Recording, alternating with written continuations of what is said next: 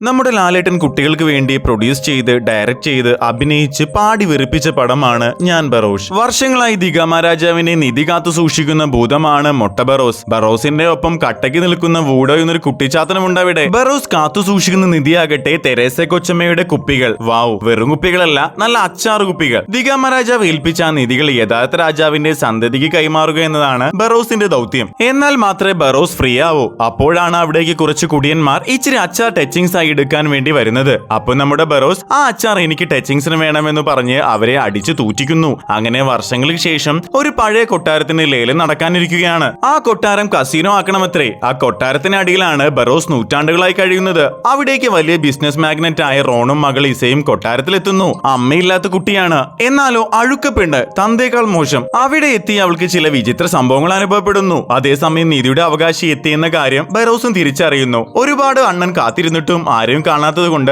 അണ്ണൻ അവളെ തപ്പി പുറത്തിറങ്ങി. ആ പെണ്ണിന് മാത്രമേ ബറോസിനെ കാണാൻ പറ്റൂ. എന്നിട്ട് ആ അഴുക്ക പെണ്ണ് പന്തം കണ്ട് പെരിച്ചാഴിയെ പോലെ ബറോസിനെ ആ പറമ്പ് മൊത്തം ഇട്ട് വട്ടം കറക്കുന്നു. അതിന്റെ ഇടയിൽ മാർവൽ തോറ്റുപോകുന്ന VFX എഫക്ട്.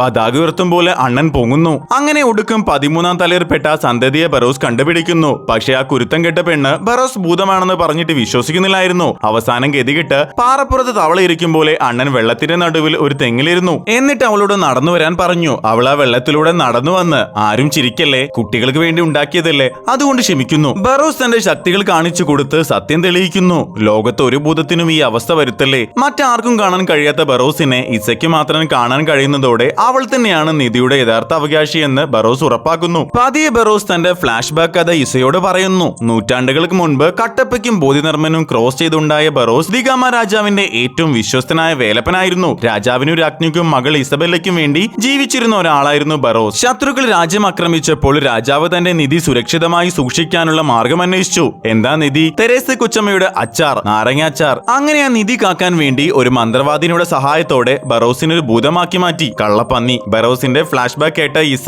അവനോട് കൂടുതൽ അടുക്കുന്നു. അവനെ ബറോസ് പാപ്പ എന്ന് വിളിക്കാൻ തുടങ്ങുന്ന അവൾ സ്വന്തം തന്തയോട് പോലും ഇത്ര സ്നേഹമില്ല. എന്നാൽ മെൻഡോസ് എന്നയാളും ഒരു മന്ത്രവാദിനിയും ചേർന്ന് നിധി തട്ടിയെടുക്കാൻ പദ്ധതി തയ്യാറാക്കുന്നു. ടച്ചിങ്സിന് വേണ്ടിയാവും. പാവം, അവർ ഒരു ശക്തിയേറിയ ഒരു വില്ലനെ സൃഷ്ടിച്ച് നിലവറയിലേക്ക് അയക്കുന്നു. ദിഗാമ രാജാവിന്റെ രൂപത്തിലെത്തിയ ആ ശക്തിയെ കണ്ട് ബറോസ് അത് വിശ്വസിക്കുന്നു. ഭൂതമാണത്രേ ഭൂതം. പക്ഷെ അതൊരു ചതിയാണെന്ന് അണ്ണന് മനസ്സിലാവുന്നു. തുടർന്ന് ബറോസും വില്ലന്മാരും തമ്മിൽ ഒരു മാരക ഫൈറ്റ് നടക്കുന്നു. ആ കുരുത്തം കെട്ട പെണ്ണ് വില്ലന്മാരുടെ നേരെ എന്തോ എറിയുന്നു. അതോടെ വില്ലന്മാരെല്ലാം തൂറ്റിച്ചാവുന്നു. അവസാനം നിധിയുടെ താക്കോൽ പെണ്ണിനെ ഏൽപ്പിച്ച് അണ്ണൻ എസ്കേപ്പ് ആവാൻ നിൽക്കുകയായിരുന്നു. താക്കോൽ വാങ്ങിയാൽ ബറോസ് ഇല്ലാതാകുമെന്ന് അറിഞ്ഞതിനാൽ ആദ്യം മിസ് അത് സ്വീകരിക്കാൻ തയ്യാറായില്ല. പിന്നീട് ബറോസ് നല്ല ബ്രാൻഡിന്റെ ഒപ്പം മാത്രമേ അച്ചാർ ടച്ചിങ്സ് ആക്കാവൂ എന്ന് പറഞ്ഞപ്പോൾ അവൾ ആ താക്കോൽ വാങ്ങി. അതോടെ ബറോസ് ടാറ്റ ബൈ ബൈ ഗുഡ് ബൈ പറഞ്ഞ് അവിടെ നിന്ന് പോകുന്നു.